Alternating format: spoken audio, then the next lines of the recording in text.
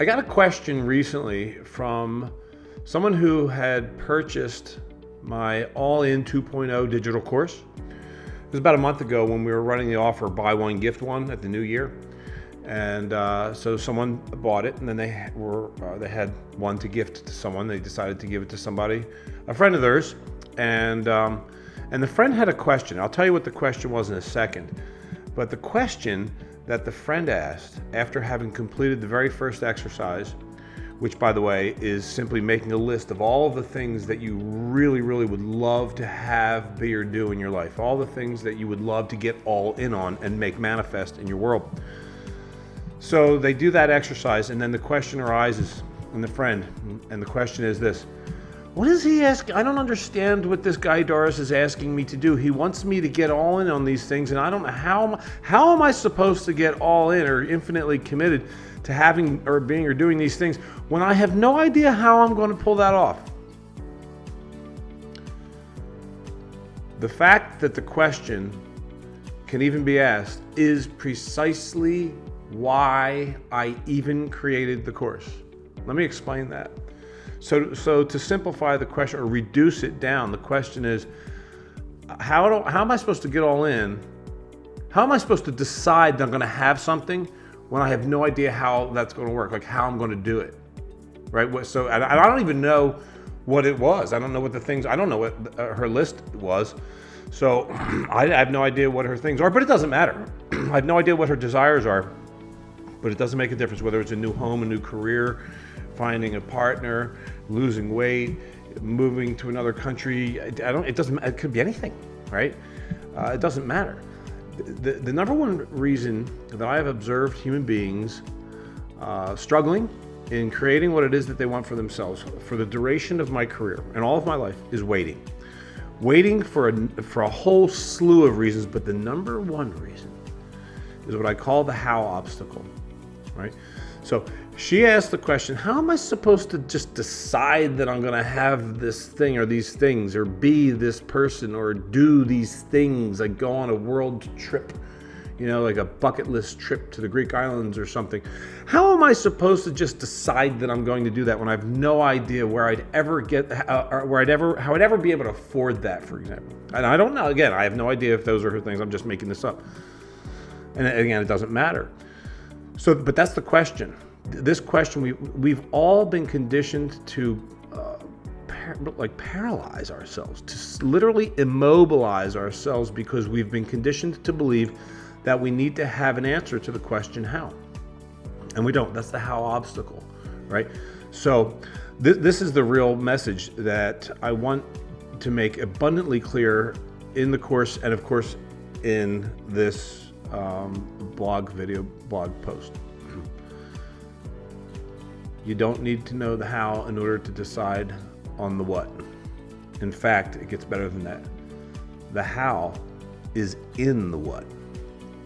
The how you're going to pull it off is already living inherently embedded within the desire itself, right? So a long way of saying that is inherent within your desires are the mechanics for their own fulfillment, right? Inherent within your desires, just like this computer. Like inherent within this computer that I'm using to record this is embedded within it is the software that lets me do stuff. That lets me, like the how do I create a video? How do I create a blog? It's already in there. Right? But if I have this computer that's got all this crazy great software in there, but I don't know that it's already in there. I'm just sitting here going, it's just a cool computer. I don't know how am I supposed to create a damn video blog? And I'll just be sitting here. I wish I could create, it would be cool if I could create a video blog one day. I just don't know how I would do that. And that's what we do with everything. That's what we do with most things. That's what we do with, actually, you know what? That's what we do with the most important things. Isn't that ironic? So the question is asked, how am I supposed to get on? So this is what I want to convey. One, not only do you not need to know the how, and it doesn't need to immobilize you, the how is embedded, right, within the desire itself, and all you need to do is move towards. right? So I like to say the how, right, is in the what. The how am I going to afford that great trip to the Greek islands? How am I ever going to afford that? So this is the desire, what it is that you want. What do you want? What's the great thing? I would love to go on this great trip through the Greek islands. How is that going to happen? How am I going to work that out? We'll just say, for simplicity's sake, how the hell am I going to afford that? Well, don't say, you know what? You know when this becomes apparent is when you decide on the what. Let me give you an example from a story. This is a true story. I was home one day, meaning back home in New Jersey. I live in Arizona now, so this is a long time ago. But I was at my sister's house, and I was watching a football game, and I was sitting in their family room.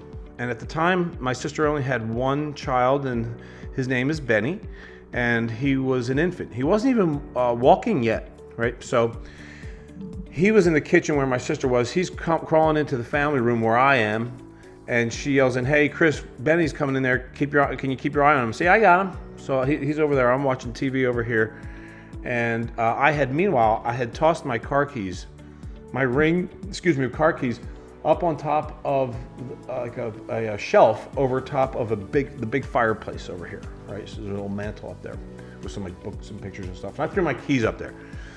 So he's crawling in the room, and what happened was I didn't know this at the time, right? But he must have seen the keys, because what happened was he started crawling towards them. Now, I don't know that's what he's doing, because the keys are like right here and I'm right here. I think he's crawling over to see Uncle Chris. Like, in my infinite egoic nature, I think it's all about me, like everything is.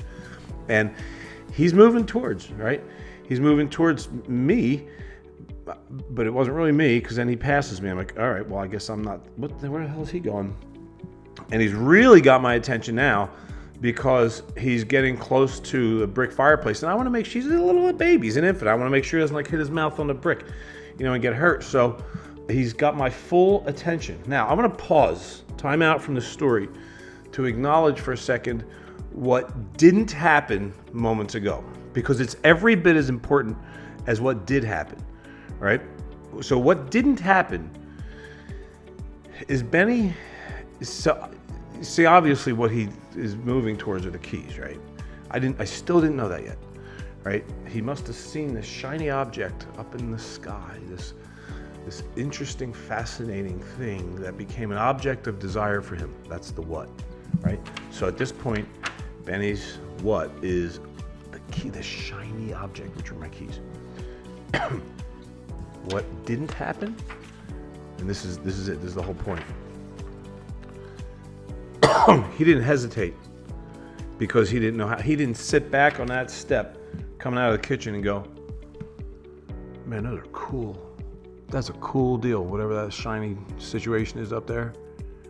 But how the hell, look, I'm an infant, I can't even stand up. Even if I could, they're still way out of reach. I need like 2.5 from me to get up there. How am I going to get them? They're out of reach. He didn't have any of this contemplation.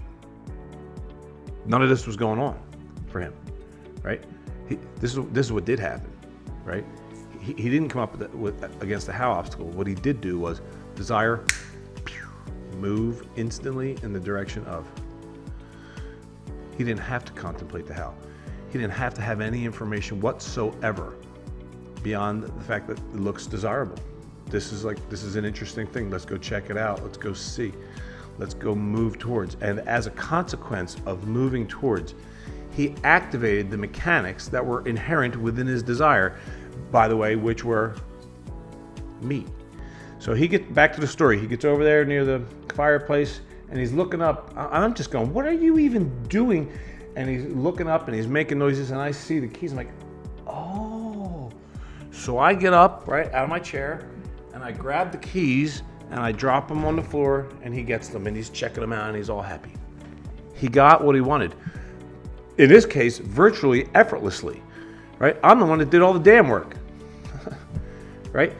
In this example, I was the mechanics that were inherent within his desire, right? So now, I mean, what a skeptic might say, well, what if you weren't in the room and he wanted the keys, he would have crawled over there and nothing would have happened. Yeah, then he would have bounced because he wouldn't have. Because in addition to not having learned to be paralyzed and immobilized by the how obstacle, he also hadn't learned yet the construct of failure. So he wouldn't have sat there and go, oh, I failed. He would just say, no, it's no longer interesting. What else is amazing? And he would have moved on.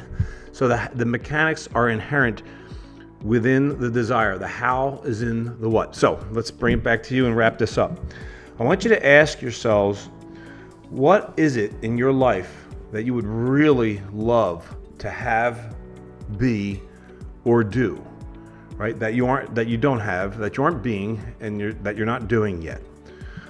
What are the things that you're waiting on? And I don't even care why you're waiting. It doesn't even matter why you're waiting. That is beautifully irrelevant.